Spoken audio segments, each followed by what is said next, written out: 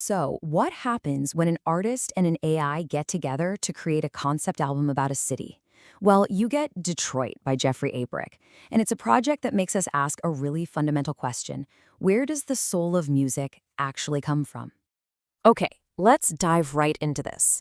One of the big critical takes on the album describes it like this: an act of algorithmic curation, a dense, metatextual exploration. I mean, that is a mouthful. It really frames the album as this super serious intellectual piece of work, almost like a puzzle you have to solve. But that's the academic view. What about the rest of us? What does it actually feel like to listen to when you're just, say, driving down the highway at night?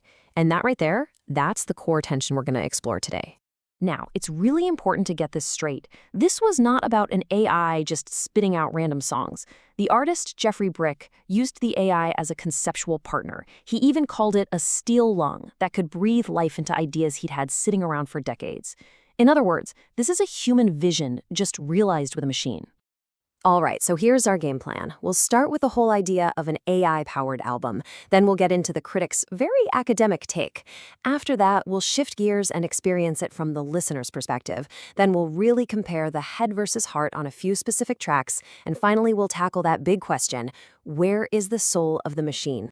So let's start with the head, the critic's point of view, and how they analyze what they call the album's sonic cartography. And just look at the language here. We're not talking about beats and melodies, are we? We're talking about sonic cartography, Afrofuturist reclamation, and ontological translation. These are some big, heavy academic ideas that really hint at the deep layers of meaning the critics are digging for in this album. Okay, but let's totally shift gears. Let's get to the heart of it all, the listener's drive. This isn't about deconstruction. This is about a much simpler, way more visceral question. Does it pass the late-night highway test? And this slide just illustrates the difference perfectly. On one side, the critic hears a profound meditation on the concept of the body as instrument. And on the other, the listener, they just feel a beat that gets your head nodding without even realizing it. It's like two totally different worlds describing the exact same sound.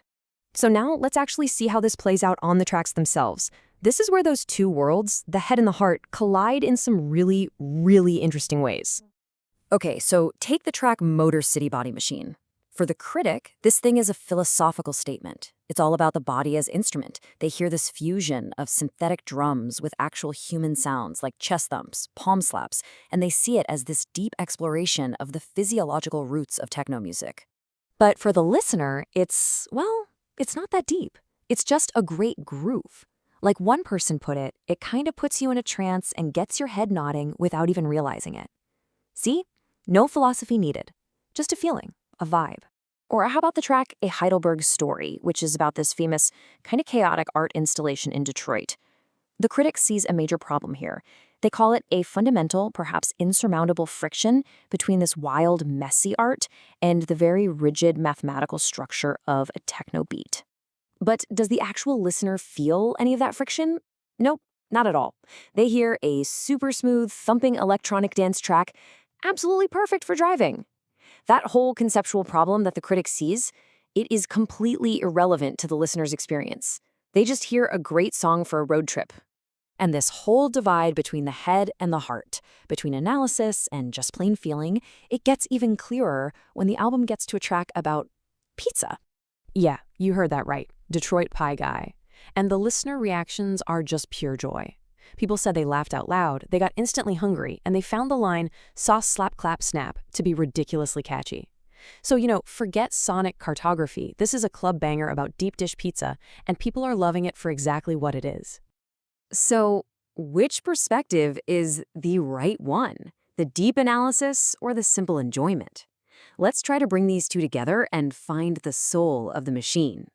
So where does the soul of this AI-assisted music actually live? I can tell you where it's not. It's not in the hardware, it's not in the code, and it's not in the algorithm. In fact, the very same critic who deconstructed the album so intensely actually gives us the answer. They argue that the soul isn't gone at all. It's exactly where it always has been, in the historical reverence, the curatorial intent, and the enduring human desire to build a sanctuary of sound. The soul is the human intention behind the machine, which means that intellectual depth and that emotional punch, they're not fighting each other. They're just two different ways of experiencing the same human creation. They're really just two sides of the same coin. And you know what? The artist himself confirms this. Jeffrey A. Brick says, "A lot of these songs were years in the making conceptually, and with AI, I've finally been able to bring them to life. The AI was the tool, but the vision, the concepts, those years of thought, that was all human." And this album leaves us right here with a pretty fascinating question for the future of music.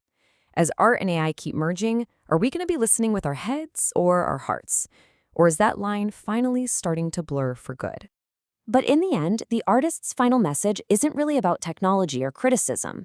It's a simple, creative call to action for every single one of us. I hope you're inspired to make your own music.